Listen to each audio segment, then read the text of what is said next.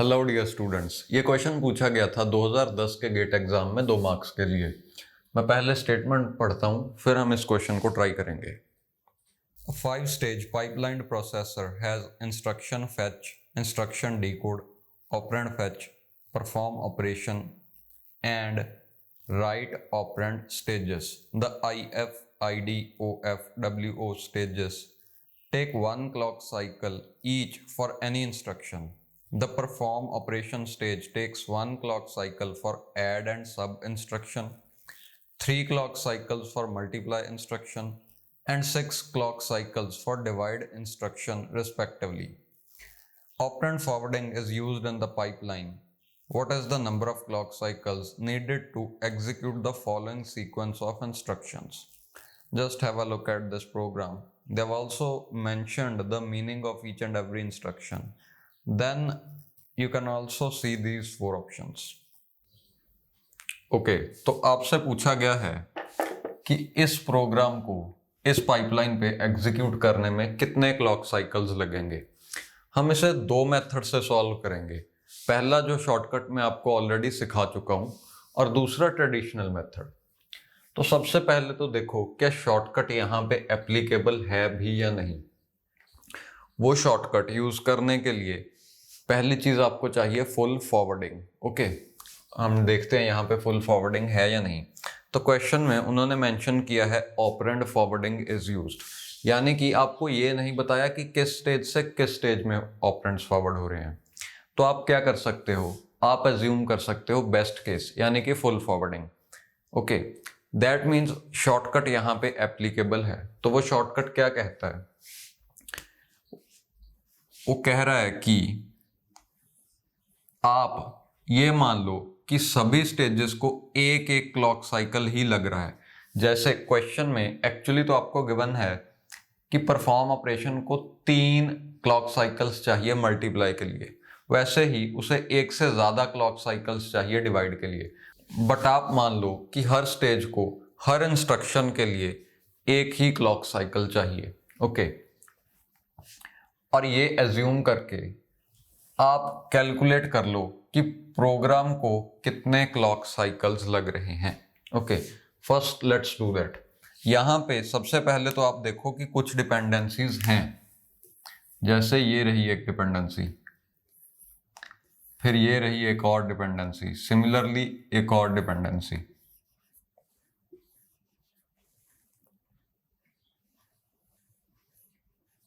Okay, but क्योंकि हम full forwarding assume कर रहे हैं तो आपको इन डिपेंडेंसीज की ज्यादा चिंता करने की जरूरत नहीं है।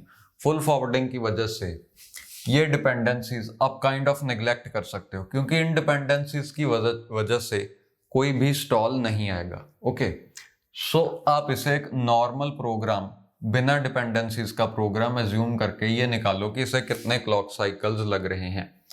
Assuming each and every stage requires 1 clock cycle. Okay, means इससे हम अभी के लिए निग्लेक्ट कर रहे हैं।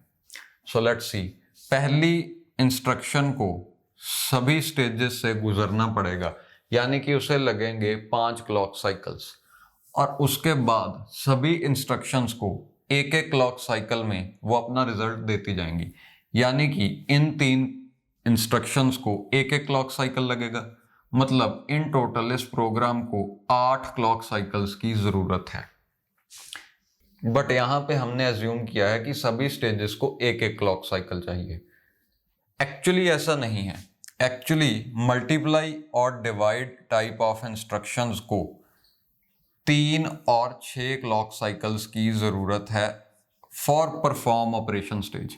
यहां पे ढूंढो मल्टीप्लाई और डिवाइड कितने हैं और कहां कहां पे हैं। एक मल्टीप्लाई ये रहा, एक डिवाइड ये रहा, दैट्स इट।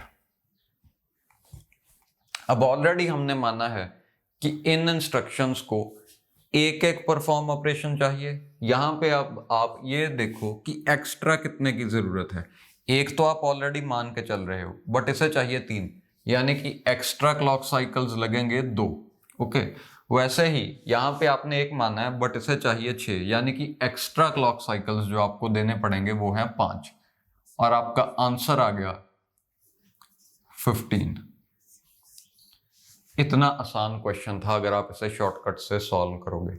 यानी कि पहले तो आप ये एज्यूम कर लो कि यहाँ पे कोई भी स्टॉल्स नहीं है। एक्चुअली एज्यूम क्या कर लो, ऐसा ही होगा कि फॉरवर्डिंग के कारण ये डिपेंडेंसीज कोई भी स्टॉल नहीं क्रिएट करेंगी।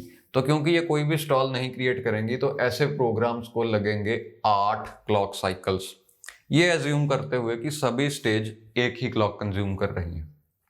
उसके बाद आप इसका इफेक्ट भी काउंट कर लो 7 ऐड करने के बाद। ओके, बिकॉज यहाँ पे एक मल्टीप्लाई है एक डिवाइड है, और ऐसे इंस्ट्रक्शंस को कंपनसेट करने के लिए 7 क्लॉक साइकिल्स ऐड हो रहे हैं, 2 for multiply and 5 for divide. Okay, अब हम इसे सॉल्व करते हैं ट्रेडिशनल मेथड से। मैं एक बार वो डायग्राम ड्रॉ करता हूँ and then I will explain it.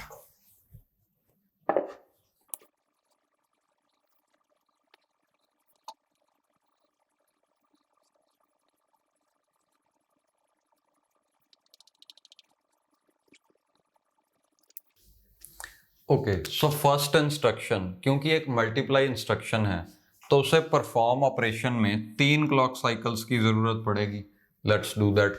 सबसे पहले इंस्ट्रक्शन फैच होगी, फिर इंस्ट्रक्शन डीकोड होगी, फिर ऑपरेंड फैच होंगे, और उसके बाद 3 परफॉर्म ऑपरेशंस होंगे। Okay, and 1 right operand. Now let's try to execute the second instruction. उसे भी हमने फैच किया, फिर डिकोड किया, फिर ऑपरेंड फैच हुआ। अब आई परफॉर्म ऑपरेशन की बारी। बट यहाँ पे आप नोट कर सकते हो कि इस क्लॉक साइकिल में परफॉर्म ऑपरेशन ऑलरेडी यूज हो रहा है, यानी कि परफॉर्म ऑपरेशन का जो हार्डवेयर है वो I1 इंस्ट्रक्शन ऑलरेडी यूज कर रही है। तो ये और ये क्लॉक साइकिल्स होंगे स्टॉल, उसके बाद ही आप परफॉर्म ऑपरेशन यूज कर पाओगे। ओके, और ये है भी एक डिवाइड इंस्ट्रक्शन, इसे 6 बारी परफॉर्म ऑपरेशन को यूज करना पड़ेगा।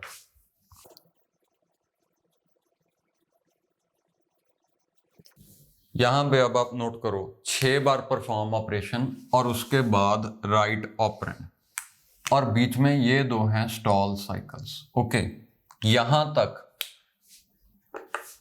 अभी तक हमने क्या किया है, फर्स्ट इंस्ट्रक्शन नॉर्मली एग्जीक्यूट होगी, सेकंड इंस्ट्रक्शन को 2 बार स्टॉल करना पड़ा। किसकी वजह से? क्योंकि हार्डवेयर ही अवेलेबल नहीं था। डिपेंडेंसीज की वजह से कोई स्टॉल नहीं आएगा। स्टॉल्स आएंगे तो सिर्फ इसी वजह से कि हार्डवेयर अवेलेबल नहीं है, बिकॉज कुछ इंस्ट्रक्शन एक हार्डवेयर को मल्टीपल टाइम्स यूज कर रही हैं।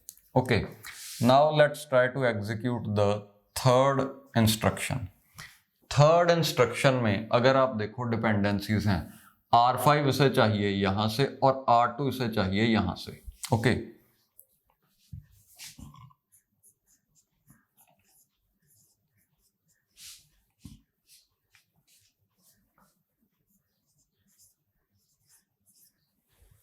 ये होगी थर्ड इंस्ट्रक्शन एग्जीक्यूट। यहां पे अब आप ध्यान दो, नॉर्मली क्या होना था, जब ये इंस्ट्रक्शन I2 अपना राइट ऑपरेंड परफॉर्म करेगी, यानी कि इस क्लॉक साइकिल के बाद, इसके बाद ही हम ऑपरेंड फेच परफॉर्म करवा सकते थे। यानी कि ये ऑपरेंड फेच यहां पर आना था नॉर्मली विदाउट ऑपरेंड फॉरवर्डिंग। तो आप देख सकते हो कि कितने स्टॉल साइकिल्स एक्स्ट्रा क्रिएट होंगे, यानी कि कितने क्लॉक साइकिल्स ज्यादा लग जाएंगे। ऐसा क्यों? क्योंकि R5 वैल्यू ये इंस्ट्रक्शन I2 राइट कर रही है और इसने रीड करना है। अब जब तक ये WO परफॉर्म करवा के इंस्ट्रक्शन नंबर I2 R5 को राइट ही नहीं करती, तब तक I3 ऑपरेंड फेच नहीं करवा पाएगी। ओके, बट ऑपरेंड फॉरवर्डिंग की वजह से क्या हो रहा है, PO स्टेज से ही हम उस ऑपरेंड को I3 की PO स्टेज में फॉरवर्ड कर रहे हैं। देखो R5 की वैल्यू इस कैलकुलेशन को परफॉर्म करवाने के बाद हमारे पास अवेलेबल है, यानी कि जब 6 टाइम्स हमने PO स्टेज को एग्जीक्यूट कर दिया तो ये डिवीजन परफॉर्म हो चुकी होगी, R3 बाय R4 कैलकुलेट हो चुका होगा, यानी कि R5 में जो वैल्यू जानी है वो ऑलरेडी हमारे पास इस स्टेज की एंडिंग में आ चुकी होगी, तो हम यहीं से उसे यहां पर फॉरवर्ड कर दे रहे हैं बाईपासिंग दिस स्टेज। ओके, अब इस OF के बारे में भी कुछ डिस्कशन हमने करनी है, will just see that later, but अभी के लिए आप यहां पे कंसंट्रेट करो। ओके, तो उसके बाद बस एक साइकिल WO का and then this instruction is also finished. Now let's see fourth instruction. Fetch हुई, डीकोड हुई, ऑपरेंड फैच हुआ। अब यहां पे देखो परफॉर्म ऑपरेशन स्टेज यहां तक बिजी है, यानी कि यहीं पे हम परफॉर्म ऑपरेशन एग्जीक्यूट कर पाएंगे। ओके, और ये जो डिपेंडेंसी है R2 टू R2 डिपेंडेंसी, ये भी हम बिल्कुल वैसे ही ऑपरेंड्स फॉरवर्ड कर देंगे लाइक दिस। ओके, तो अब आप काउंट कर सकते हो कि कितने क्लॉक साइकिल्स लग रहे हैं। 1 2 3 4 5 6 7 8 9 10 11 12 13 14 एंड 15। पहले भी हमने 15 ही कैलकुलेट किया था और इस डायग्राम से भी हम देख सकते हैं कि आंसर 15 ही आ रहा है। Now the thing is this operand fetch, एक ये ऑपरेंड फैच और एक ये ऑपरेंड फैच, इन्हें कहाँ रखना है? देखो यहां पे आप इन्हें नहीं रख सकते, मींस यहां पे ये आप कह सकते हो कि इन्हें लिखना यहां पर गलत है। क्यों गलत है? क्योंकि देखो instruction number I2 operand fetch यहां पे कर रही है उसी की, यानी कि फोर्थ क्लॉक साइकिल में, और वो ऑपरेंड्स को यूज कर रही है सेवंथ क्लॉक साइकिल में परफॉर्म ऑपरेशन हार्डवेयर की मदद से। देखो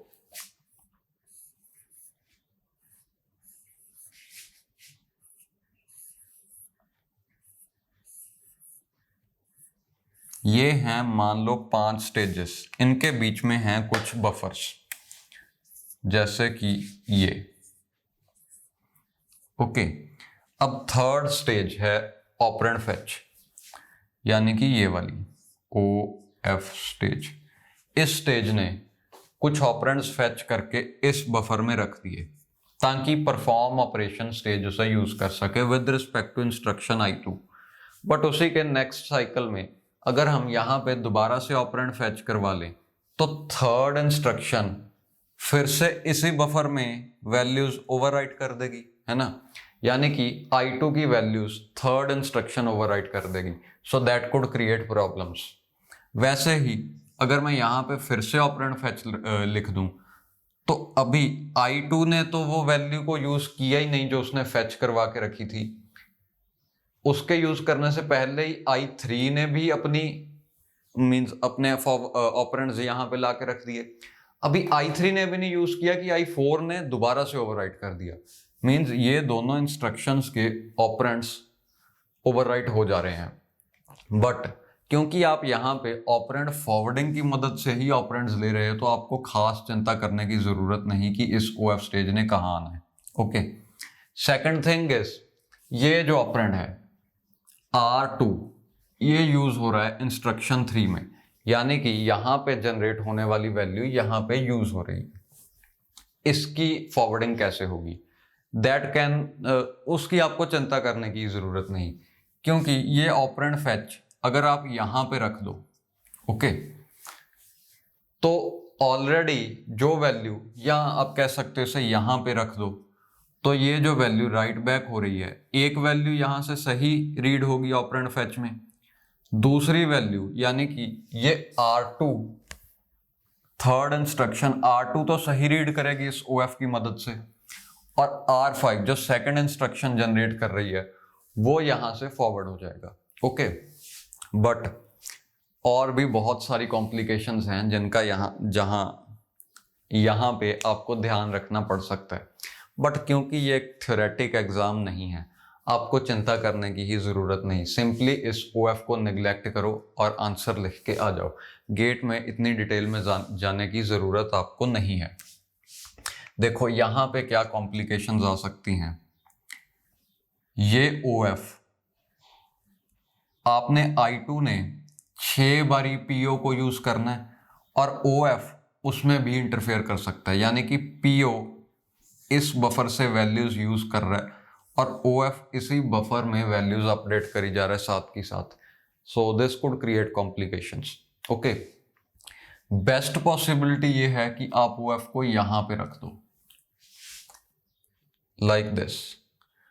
तब तक you can be very sure कि इस जगह से जो वैल्यू राइट बैक होनी है वो OF सही रीड करेगा और इस PO से भी कोई इंटरफेरेंस नहीं होगी।